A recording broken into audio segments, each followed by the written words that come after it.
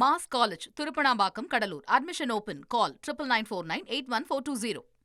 சலீம், இன்னைக்கு எல்லாரும் எதிர்பார்த்து உட்காந்துட்டு இருந்தது பார்த்தோம்னா இன்னைக்கு ஃப்ளோர் டெஸ்ட் நம்ம தமிழக சட்டமன்றத்தில் நடந்தது இல்லையா?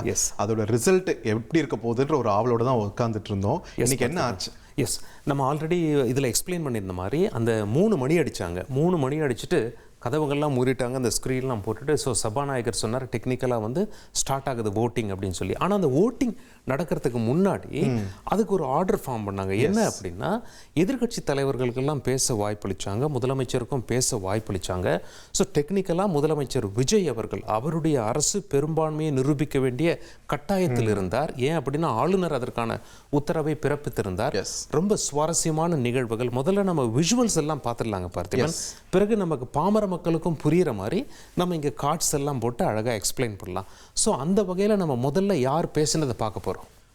முதலமைச்சர் நம்பிக்கை கோரும் தீர்மானம் சார்ந்து தன்னுடைய அரசு எதனால வர வேண்டும் அப்படின்னு சொல்லிட்டு உறுப்பினர்களுடைய நம்பிக்கை பெறும் விதமாக ஒரு ஸ்பீச் ஒன்று கொடுத்திருக்காரு. அதை பார்த்துடலாம். மாண்புமிகு பேரவைத் தலைவர் அவர்களே, திரு சி. ஜோசப் விஜய் அவர்களை முதலமைச்சராக கொண்ட அமைச்சரவை மீது இப்பேரவை தனது நம்பிக்கையை தெரிவிக்கிறது என்னும் தீர்மானத்தை மொழிகிறேன்.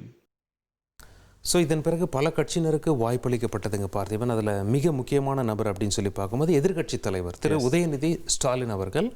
அவர் என்ன சொல்கிறார் அப்படின்னா, கடைசியெல்லாம் சொல்லிட்டு டிஎம்கே வந்து நாங்கள் வாக் அவுட் பண்ண, ஏன்னா முதல்ல உங்களுக்கு ஒரு வாக்குறுதி கொடுத்துருந்தோம், உங்களுடைய அரசை நாங்கள் டிஸ்டர்ப் பண்ண மாட்டோம் அப்படின்னு சொல்லி எங்கள் கட்சி தலைவர் கொடுத்துருந்தாரு. அதனால் நாங்கள் வாக் அவுட் பண்ணுறோம் அப்படின்னு சொல்லி நாமளே கூட இந்த கணக்கு பற்றி அலசும் போது திமுக தரப்புல இருந்து எதிர்ப்பு வாக்குகள் பதிவாகும் அப்படின்னு தான் நினச்சிருந்தோம். பட் அவங்க டோட்டலாகவே வாக் அவுட் பண்ண ஒரு சூழலையும் நம்மளால் பார்க்க முடிஞ்சது. ஸோ இதில் திரு விஜய் அவர்களுடைய டிப்ளமேட்டிக் மூவ் ரொம்ப சிறப்பாக இருந்தது. ஏன் அப்படின்னா, இந்த நம்பிக்கை வாக்கெடுப்புலாம் நடக்கிறதுக்கு முன்னாடி முதலமைச்சராக பதவியேற்றதுலேருந்து இந்த நம்பிக்கை வாக்கு முன்னாடி மிக முக்கிய அரசியல் தலைவர்கள் போய் சந்தித்து வந்து விட்டார். அதன் அடிப்படையில் தான் திமுகவாகட்டும் நம்ம நேரில் வந்து பார்த்துட்டு போனாரு. அவருக்கு எதிராக எப்படி ஓட்டு போட முடியும்? சரி, நாம வாக் அவுட் பண்ணிடலாம் அப்படிங்கிற ஒரு முடிவு கூட எடுத்துருக்கிறது. நீங்க சொன்ன மாதிரி இந்த தொடர் சந்திப்புனாலேயே யார் யாரெல்லாம் வெளிநடப்பு பண்ண போறாங்க, யார் யாரெல்லாம் வாக்களிக்கிறதுல அப்ஸ்டெயின் பண்ண போறாங்கன்னு ஒரு க்ளூவே இல்லாம நம்ம இருக்க வேண்டியதா இருந்துச்சு. ஆனா இன்னைக்கு எல்லாத்துக்குமே ஒரு பதில் கிடைச்சிருச்சு. ஸோ எதிர்கட்சி தலைவர் பேசினதை பார்த்துடலாம். ஒரு பெரிய தப்பை பண்ணிட்டோமோன்னு இன்னைக்கு வருத்தப்பட ஆரம்பிச்சிட்டாங்க.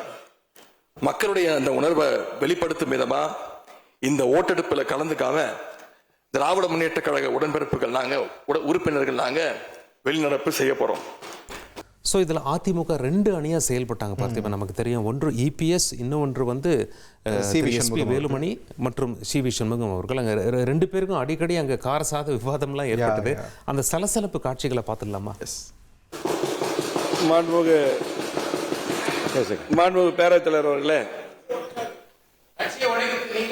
அதிமுக சட்டமன்ற உறுப்பினர்களுக்கு வாக்களித்த மக்களுக்கு, மாண்புமிகு உறுப்பினர் உட்காருங்க.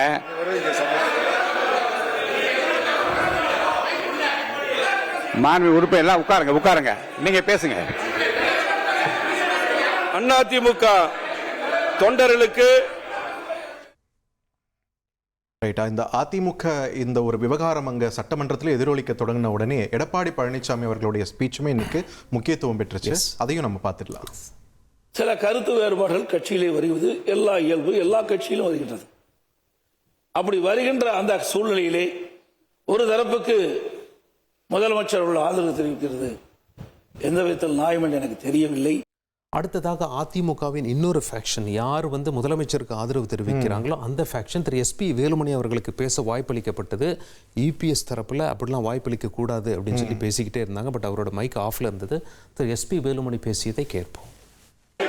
மாண்புமிகு முதலமைச்சர் கொண்டு வந்த நம்பிக்கை தீர்மானத்திற்கு அனைத்து இந்திய அண்ணா திராவிட முன்னேற்ற கழகம் ஆதரவு. எல்லாரும் ஒரு வழியா இந்த சலசலப்புலாம் முடிஞ்சு வாக்குப்பதிவுலாம் முடிஞ்சு ரிசல்ட் வந்து சபாநாயகர் அறிவிக்கிறாரு.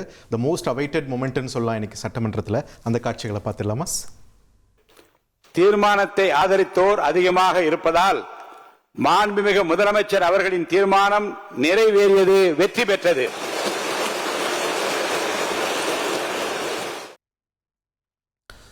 முதலமைச்சர் விஜய் அவர்கள் அதாவது தன்னுடைய அரசு பெரும்பான்மையை நிரூபித்து விட்டது, ஆதரவளித்தவங்களுக்கெல்லாம் நன்றி சொல்லி பேசினார். அதுலேருந்து சில கிளிப்பிங் பார்த்துடலாம். எவர் மீதும் வெறுப்பு காட்டும் அரசு அல்ல, எல்லோரையும் விரும்பும் அரசு. மக்களே முக்கியம், மக்கள் நலன் மட்டுமே முக்கியம். அதுவே எங்கள் ஒரே நிலைப்பாடு. எனவே மனசாட்சி உள்ள மக்களாட்சிக்கு ஆதரவளித்த அனைவருக்கும் மீண்டும் என்னுடைய நன்றியை தெரிவித்துக் கொள்கிறேன்.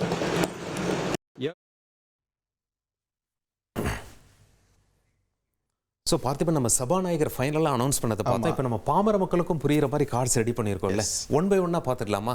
ஒட்டுமொத்த நிலவரத்தை இப்போ நம்ம முதல்ல பார்த்துடலாம். திரு விஜய் அவர்களுக்கு, அதாவது இதை பற்றி நம்ம மக்களுக்கு தெரியும், இதில் வந்து ப்ரெசன்ட் அண்ட் ஓட்டிங் என ஆங்கிலத்தில் அழைப்பார்கள். எத்தனை பேர் அவையில் இருக்கிறாங்க ப்ரெசன்ட், அதில் பாதிக்கும் ஒன்று மேலே ஆளுங்கட்சிக்கு ஃபேவராக இருந்தால் முதலமைச்சர் வெற்றி பெற்றதாக அர்த்தம்.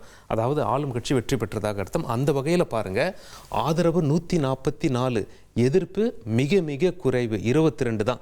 இதுலேயே உங்களுக்கு அந்த பிக்சர் கிடைச்சிரும். எதிர்ப்பை விட ஆதரவு அதிகம் என்பதால் பெரும்பான்மை நிரூபிக்கப்பட்டது. 22 அதிமுகவின் இபிஎஸ் தரப்பு எம்எல்ஏக்கள் இல்லைங்களா? எஸ்.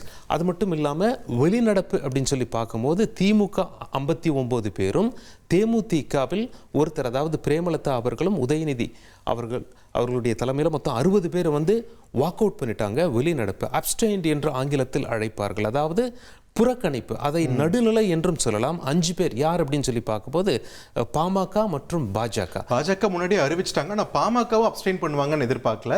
இன்னைக்கு அவங்களோட முடிவு ஒரு சுவாரஸ்யத்தை கூட்டி இருந்தது. எஸ் பார்த்திபன், இப்போ அடுத்த கார்ட்ஸ் பார்த்துடலாமா? அந்த வகையில் அரசுக்கு ஆதரவளித்தவர்கள் தாவேக மற்றும் கூட்டணி கட்சியினர், அந்த விவரங்களை பார்த்துக்கிட்டு இருக்கோம். தமிழக வெற்றி கழகம் சார்பில் 105. இந்த எண்ணிக்கை பற்றி ஒரு கிளாரிட்டி கொடுத்துருங்களேன். எஸ் பார்த்திபன், இப்போ அவங்க 108 இடத்துல வென்றிருந்தாங்க. ஆனால் முதலமைச்சர் விஜய் அவர்கள் 2 இடத்துல போட்டி போட்டார். திருச்சி கிழக்க ராஜினாமா செஞ்சிட்டார். ஸோ ஒரு சீட்டு குறைஞ்சு போச்சு. ஆமாம். வேற ஒரு இடத்துல ஒரு எம்எல்ஏ ஒரே ஒரு வாக்கு வித்தியாசத்தில் வெற்றி பெற்றிருந்தார். அந்த வகையில் நீதிமன்றம் என்ன சொல்லிட்டாங்க, நீங்க கலந்துக்க முடியாது அப்படின்னு சொல்லிட்டாங்க. திருப்பத்தூர் தொகுதி அதுல 2 சீட்டு குறைஞ்சு போச்சு. 3வது பார்க்கும்போது சபாநாயகர், அவர் டை வந்தாதான் அவருக்கு வந்து ஓட்டு போடுற உரிமை இருக்கு. டை வரலன்னா அவர் வாக்களிக்கிற அதிகாரம் இல்ல, ஆளும் கட்சியை சேர்ந்தவர். அதனால பாருங்க 3 சீட். அப்போ 234ல் 3 மைனஸ் பண்ணிட்டா 231 எம்எல்ஏஸ் தான் கணக்கில் எடுத்துக்கிறாங்க. அந்த 3 பேருமே, அதாவது குறைஞ்ச 3 பேருமே தாவேகா கட்சியை சேர்ந்தவர். அதனால தான் 108லிருந்து 105 மாறி போச்சு. ஸோ கூட்டணி கட்சிகள்னு பார்க்கும்போது காங்கிரஸ் 5 இடங்கள், தொடர்ந்து வெளியிலிருந்து ஆதரவளிக்கக்கூடிய கட்சிகள் இடதுசாரிகள் தரப்பிலிருந்து 4 இடங்களும், விடுதலை சிறுத்தைகள் தரப்பிலிருந்து 2 இடங்கள், ஐயுஎம்எல் தரப்பிலிருந்து 2 இடங்கள்னு வந்திருக்கு. ஸோ இது வந்து தாவேகா மற்றும் கூட்டணி கட்சிகள். அடுத்ததை பாருங்க, இப்போ நமக்கு தெரியும் திமுக, அதாவது வாக் அவுட் பண்ணவங்க, வெளிநடப்பில் பண்ணவங்க வந்து திமுக 59, தேமுதிக ஒரே ஒரு எம்எல்ஏ இருக்காங்க, பிரேமலதா அவர்கள். இது இல்லாம நடுநிலை வகித்தவர்கள் பாமக தரப்புல இருந்து 4 எம்எல்ஏக்கள், பாஜக எம்எல்ஏ எம் போஜராஜன் ஒரு எம்எல்ஏ வச்சிருக்காங்க. ஸோ இவங்க வந்து வெளிநடப்பு செஞ்சிருக்காங்க அப்படின்றத பார்க்க முடியுது. இப்போ பார்த்தோம்னா இந்த வாக்கு இதுல வந்து ஃப்ளோர் டெஸ்ட்ல கவர்மெண்ட் தன்னுடைய ஆட்சியை தக்க வச்சுக்க போதா இல்லையா அப்படின்ற ஒரு பிரச்சனை ஒரு பக்கம் போயிட்டு இருக்கக்கூடிய அதே நேரத்தில் அதிமுகவில் வெடித்திருக்கக்கூடிய உட்கட்சி பூசல் இருக்கு இல்லைங்களா, அதுவும் இன்னைக்கு வந்து லைம் லைட்டை பெரிய அளவில் எடுத்துக்கிச்சு அப்படின்ட்டு பார்க்க முடிஞ்சது. ஸோ இபிஎஸ் தரப்புக்கு 22 எம்எல்ஏக்கள், எஸ்பி வேலுமணி அவர்கள் தரப்புக்கு 25 எம்எல்ஏக்கள். யார் அந்த எம்எல்ஏக்கள் அப்படின்ற ஒரு கிளாரிட்டி நமக்கு தேவைப்படுது இந்த இடத்துல. அந்த கார்ட்ஸ் இப்போ நம்ம லோட் பண்ணி பார்த்துடலாங்களா பார்த்திபன்? எஸ், ஃப்ரெஷ்ஷாக லோட் ஆயிடுச்சு. நீங்களே சொல்லுங்களேன். திரு எஸ்பி வேலுமணி தரப்புல 25 எம்எல்ஏக்கள், அவங்களுடைய பெயர், அவர்களுடைய தொகுதியை நாம் இங்கே பட்டியலிட்டிருக்கோம். எஸ்பி வேலுமணி அவர்கள் தொண்டாமுத்தூர் தொகுதியின் எம்எல்ஏ, தொடர்ந்து மயிலம் தொகுதியின் எம்எல்ஏ சி.வி. சண்முகம் அவர்கள், நத்தம் தொகுதியின் எம்எல்ஏ நத்தம் விஸ்வநாதன் அவர்கள், பாலக்கோடு தொகுதி எம்எல்ஏ கே.பி. அன்பழகன் அவர்கள், விராலிமலை தொகுதி எம்எல்ஏ சி. விஜயபாஸ்கர் அவர்கள். அடுத்ததாக லிஸ்ட்ல இருக்கவங்க கரூர் தொகுதி எம்எல்ஏ எம்.ஆர். விஜயபாஸ்கர், ஜோலார்பேட்டையிலிருந்து கே.சி. வீரமணி, நன்னிலத்திலிருந்து ஆர். காமராஜ், ஒசூரிலிருந்து பாலகிருஷ்ண ரெட்டி, புவனகிரியிலிருந்து அருண்மொழி தேவன். எஸ். தொடர்ந்து அம்பாசமுத்திரம் தொகுதி எம்எல்ஏ இசக்கி சுப்பையா, லால்குடி தொகுதி எம்எல்ஏ லீமா ரோஸ், திருத்தணி தொகுதி எம்எல்ஏ கோ அரி, மதுராந்தகம் தொகுதி எம்எல்ஏ மரகதம் குமரவேல், தாராபுரம் தொகுதி எம்எல்ஏ சத்யபாமா. அடுத்ததாக இந்த லிஸ்ட்ல இருக்கவங்க பாப்பிரெட்டிப்பட்டி மரகதம், பாப்பிரெட்டிப்பட்டி மரகதம் வெற்றிவேல், ஆற்காடு எஸ்.எம். சுகுமார், பரமத்தி வேலூர் சேகர், சங்கரன் கோவில், திலீபன் ஜெய்சங்கர், காங்கேயம் நடராஜ். ரைட். தொடர்ந்து பன்ருட்டி தொகுதி எம்எல்ஏ மோகன், பழனி தொகுதி எம்எல்ஏ ரவி மனோகரன், சங்கராபுரம் தொகுதி எம்எல்ஏ ராகேஷ், பெருந்துறை தொகுதி எம்எல்ஏ ஜெயக்குமார், அந்தியூர் தொகுதி எம்எல்ஏ ஹரிபாஸ்கர். இவங்க இந்த 25 பேரும் எஸ்பி வேலுமணி, சி.வி. சண்முகம் இந்த தரப்புக்கு ஆதரவான எம்எல்ஏக்கள். தாவேக அரசுக்கு ஆதரவாக வாக்களித்த நபர்கள். இப்போ இந்த 25 எம்எல்ஏக்கள்ல எத்தனை பேர் அமைச்சராகிறாங்க அப்படின்னு சொல்லி நம்ம பார்க்க வேண்டியிருக்கோம். இன்ஃபேக்ட் இதுல நிறைய பேர் மேல கட்சி பதவி பறிக்கப்பட்டிருக்கு இல்லையா? 25 மாவட்ட செயலாளர்கள் பதவியிலிருந்து நீக்கியிருக்காங்க. இப்போ இபிஎஸ் ஆதரவாக வாக்களித்த அந்த 22 எம்எல்ஏக்களை பார்த்துடலாங்களா? பார்த்தீங்கன்னா எடப்பாடி தொகுதி எம்எல்ஏ திரு எடப்பாடி பழனிசாமி அவர்கள், வேதாரண்யம் திரு OS மணியன், கலசப்பாக்கம் திரு அக்ரி கிருஷ்ணமூர்த்தி, கன்னியாகுமரி திரு தலவாய் சுந்தரம், பவானி திரு KC கருப்பண்ணன். செய்யாறு தொகுதி எம்எல்ஏ மூக்கூர் சுப்பிரமணியன், அரியலூர் தொகுதி எம்எல்ஏ தாமரை ராஜேந்திரன், கீழ்பெண்ணாத்தூர் தொகுதி எம்எல்ஏ S ராமச்சந்திரன், ஏற்காடு தொகுதி எம்எல்ஏ உஷாராணி, ஆரணி தொகுதி எம்எல்ஏ ஜெயசுதா. இவங்க லிஸ்ட்ல இப்போ அடுத்ததா இருக்கவங்க அரூர் தொகுதியிலிருந்து சம்பத்குமார், கெங்கவல்லி தொகுதியிலிருந்து நல்லத்தம்பி, ஓமலூர்லேருந்து திரு மணி, செய்யூர்லேருந்து ராஜசேகர், மேட்டூர்லேருந்து வெங்கடாச்சலம். சங்ககிரி தொகுதி எம்எல்ஏ வெற்றிவேல், அணைக்கட்டு தொகுதி எம்எல்ஏ வேலழகன், செங்கம் எம்எல்ஏ வேலு, ஆத்தூர் சேலம் மாவட்டம் ஆத்தூர் தொகுதி எம்எல்ஏ ஜெயசங்கரன், நெய்வேலி தொகுதி எம்எல்ஏ ராஜேந்திரன். அடுத்ததாக கடைசி 2 பேர் பர்கூர் தொகுதியிலிருந்து திரு கோவிந்தராஜன், திருக்கோவிலூர் தொகுதியிலிருந்து திரு சு பழனிசாமி அவர்கள். இபிஎஸ் தரப்பிலிருந்து இந்த 22 பேர் அமைச்சராக வாய்ப்பு இல்லை, ஏன்னா அரசுக்கு எதிராக வாக்களிச்சிட்டாங்க இல்லையா? எஸ், ஒரு ஃப்ளோர் டெஸ்ட் நடந்துச்சுன்னா ஒரு மாநிலத்தில் ஊடகத்துடைய ஒட்டுமொத்த பார்வையும் பொதுமக்களோட ஒட்டுமொத்த பார்வையும் அந்த ஃப்ளோர் டெஸ்டோட ரிசல்ட் எப்படி இருக்க போகுது அப்படின்னு தான் இருக்கும் சலீம். ஆனால் இந்த முறை அந்த லைம்லைட்ல ஒரு பகுதி அப்படியே அதிமுக தங்கள் பக்கம் திருப்பிக்கிட்டாங்க. அடுத்து என்ன நடக்க போகுது அதிமுகவுக்குள்ள அப்படின்ற ஒரு கேள்வி பிரதானமாக இருக்கிறது. ஆனால் சலீம், 22 எம்எல்ஏக்கள் 25ன்னு சொல்லிட்டு இபிஎஸ் தரப்புக்கு கொஞ்சம் கம்மியா இருக்கே கவுண்ட் அப்படின்ற ஒரு சந்தேகத்தை எழுப்புறாங்க இல்லைங்களா?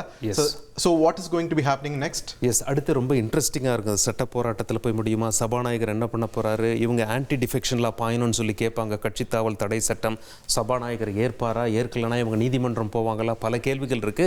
முதல் கட்டமாக இபிஎஸ் அவருடைய பவரை பயன்படுத்தி பொதுச் செயலாளர் அப்படிங்கிறதுனால மாவட்ட செயலாளர்கள் பதவியிலிருந்து திரு SP வேலுமணி, திரு CV சண்முகம் அவர்கள் எடுத்திருக்காரு. பட் இது எப்படி இதனுடைய ரியாக்ஷன்ஸ் இருக்க போது அப்படின்னு சொல்லி நாம பார்க்க வேண்டியிருக்கோம். விஜய் அவர்களுடைய மாஸ்டர் ஸ்ட்ரோக் பாராட்டப்பட வேண்டிய ஒன்று. அவர் முதலமைச்சராக பதவியேற்றதிலிருந்து ஃப்ளோர் டெஸ்ட்டுக்குள்ள இடைப்பட்ட காலத்தை மிக முக்கிய கட்சி தலைவர்களை அவங்களுடைய அலுவலகத்தில் சென்று சந்தித்தது ஒரு பிரமாதமான ஸ்ட்ராட்டஜி. ரொம்ப அருமையாக ஒர்க் அவுட் ஆயிருக்கு. தமிழக அரசியலில் ஒரு புதிய சேஞ்ச், ஒரு புதிய ட்ரெண்ட் அனைவரும் வரவேற்றிருக்காங்க. கட்சி தலைவர்களின் மனதில் இருந்த ஈகோவை இது உடைத்திருக்கிறது, மனதை லேசாக்கி இருக்கிறது. அதனால தான் எதிர்த்து வாக்களிப்பார்கள் என்று எதிர்பார்த்தவர்கள் கூட ஒன்று அப்ஸ்டெயின் ஆயிட்டாங்க, இல்லைன்னா வாக் அவுட் பண்ணி திரு விஜய் அவர்களுக்கு தன்னுடைய ஆதரவை வழங்கிட்டாங்க. ஸோ இன்னைக்கு நடந்த இந்த நம்பிக்கை வாக்கெடுப்பில் 2 விஷயங்களுக்கு கிளாரிட்டி கிடைச்சிருக்கு. ஒன்று, இப்போ இருக்கக்கூடிய தாவேக அரசு பெரும்பான்மையை நிரூபிச்சிருக்காங்க. இன்னொன்று, அதிமுகவில் நிலவக்கூடிய குழப்பத்தில் யார் யார் பக்கம் யார் யார் இருக்காங்க அப்படின்ற ஒரு கிளாரிட்டியும் கிடைச்சிருக்கு. அதுதான் இன்னைக்கு நமக்கு கிடைச்சிருக்கக்கூடிய ஒரு படிப்பினையாக அமைஞ்சிருக்கு. Mass college Thiruppanambakkam Cuddalore. Admission open. Call 9949 81420.